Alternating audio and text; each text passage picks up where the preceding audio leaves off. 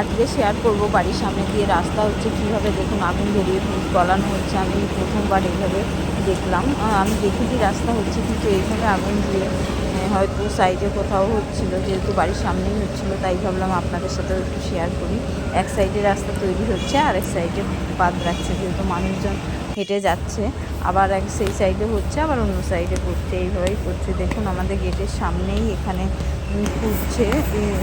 যতই রাস্তা হোক তবুও এখানে জল বেঁধেই থাকে, কারণ এই জায়গাটা একটু নিচুই হয়ে গেল, পাথর একটু কম পড়েছে, মানে অনেকটা জায়গায়। এর আগের দিন বৃষ্টি হয়েছিল, তখন দেখলাম জল জমে আছে। দেখুন রাস্তা তৈরি করা যে কতটা পরিশ্রমের কাজ, যারা কাজ করে তারাই বলতে পারবে, কারণ দেখি তো সেই সকাল থেকে শুরু করে সন্ধ্যে পর্যন্ত কীভাবে এরা কাজ করছে। দেখুন এই গরম পাথরগুলো এসে দিচ্ছে। তার আগে তো বড় বড় পাথর দিয়ে আগে যখন করেছিল সেটাও শেয়ার করেছিলাম।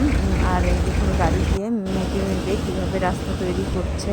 আর এখানে এসে বাড়ির লোকজন, আমার শাশুড়ি মা সবাই দাঁড়িয়ে আছে। আর যেহেতু একটা পিলার আছে সামনেই, কারণ আমাদের ওখান দিয়ে আগেও বাঁশের বেড়া ছিল, পাঁচিল করার পর সেটা ছেড়ে দিয়েই করেছে। আমিও দেখুন প্রচুর গরম, আমিও বাইরে এসেছি, তাই ভাবলাম যে দেখুন কী পরিমাণে গরম। আর এইদিকে দেখুন গরম খোয়া মাখা উপর দিয়ে দিচ্ছে, এখানটাও প্রচুর গরম। আর আমাদের ঢালাই রাস্তা ছিল সেটাও কিছুটা ফেটে গেছে যখন জলের পাইপ গেল। তাই এইটুকুই আপনাদের সাথে শেয়ার করলাম রাস্তা তৈরি।